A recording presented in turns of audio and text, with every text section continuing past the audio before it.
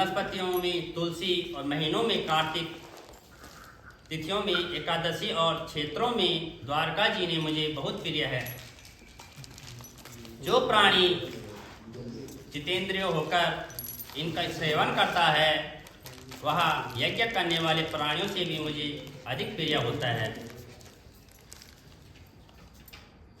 जो प्राणी विधि विधान से इनकी सेवा करते हैं उनके अनुग्रह से सभी पाप दूर हो जाते हैं। तो भगवान श्री कृष्ण चंद्र जी महाराज के वचन सुनकर सत्यभामा ने कहा कि हे नाथ, आपने यहाँ बड़ी आश्चर्य की बात कही है कि दूसरे के लिए पुण्य के फल से कला से मुक्ति हो गई, और यहाँ प्रभावशाली कार्तिक मास आपको अत्यधिक प्रिय है कि जिसे पतिद्रोह का पाप केवल स्नान के पुण्य से ही नष्ट हो जाता है, और दूसरे प्राणी द्वारा किया हुआ पुण्य उनको देने से कैसे मिल जाता है। तो इस पर भगवान श्री कृष्णचंद्र जी महाराज ने कहा कि बिना दिया हुआ पुण्य और पाप जिस कर्म द्वारा मिलता है उसमें तो सतयुग में देश ग्राम तथा कुलों का दिया हुआ पुण्य या पाप मिलता था, किंतु कलयुग में केवल कर्ता को ही पाप और पुण्य का फल मिलता है।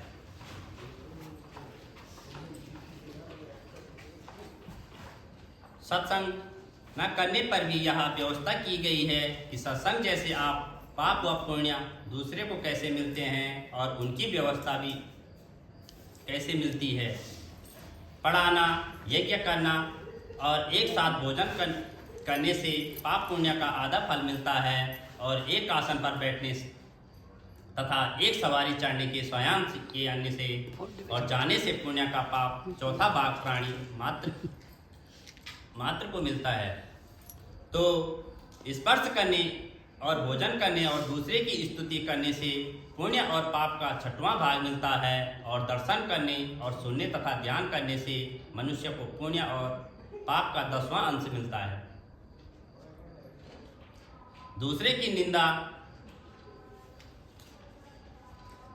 निंदा और चुगली और धिक्कार करने से उसको 100वां भाग मिलता है, और पुण्य करने वाले मनुष्य की जो सेवा करता है वह सेवा का भाग लेता है और अपना पुण्य उसे देता है।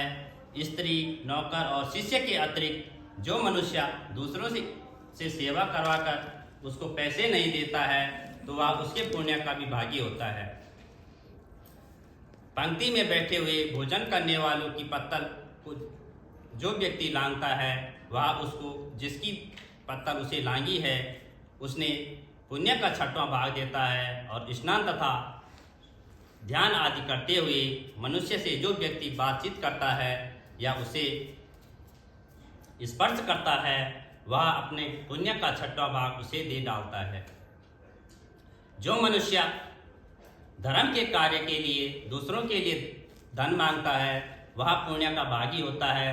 ठीक उसी प्रकार जिस प्रकार दान करने वाला पुण्य का भागी होता है, जो मनुष्य धर्म का उपदेश करता है और पश्चात से श्रोता से याचना करता है वह अपने पुण्य का 6वां भाग उसे देता है।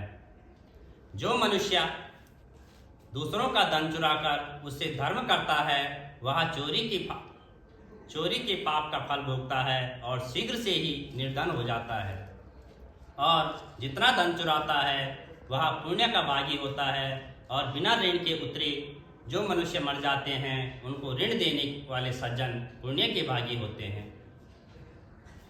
शिक्षा देने वाले, सलाह देने वाले और सामग्री को जुटाने वाले तथा प्रेरणा देने वाले यह सब पाप और पुण्य के 6ठे भाग को प्राप्त करते हैं।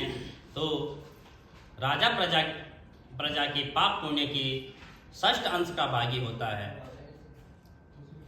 गुरु शिष्यों के पति पत्नी का और पिता पुत्र का और स्त्री के लिए किए हुए पुण्य का 6ठा भाग पाती है, और पति को प्रसन्न रखने वाली आज्ञाकारी स्त्री पति के लिए ही पुण्य का आधा हिस्सा लेती है।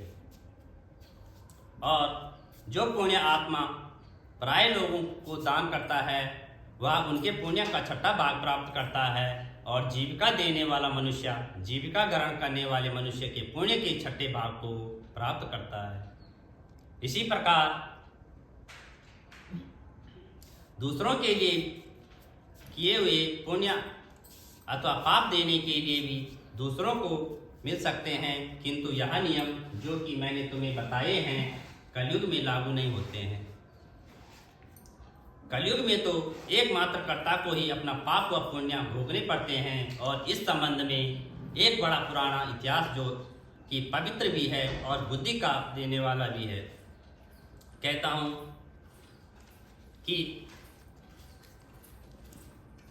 बुद्धि का ध्यान देने वाला भी है। ध्यान पूर्वक सुने। वो लक्ष्मी नारायण भगवान की जय। काशी विश्वनाथ भगवान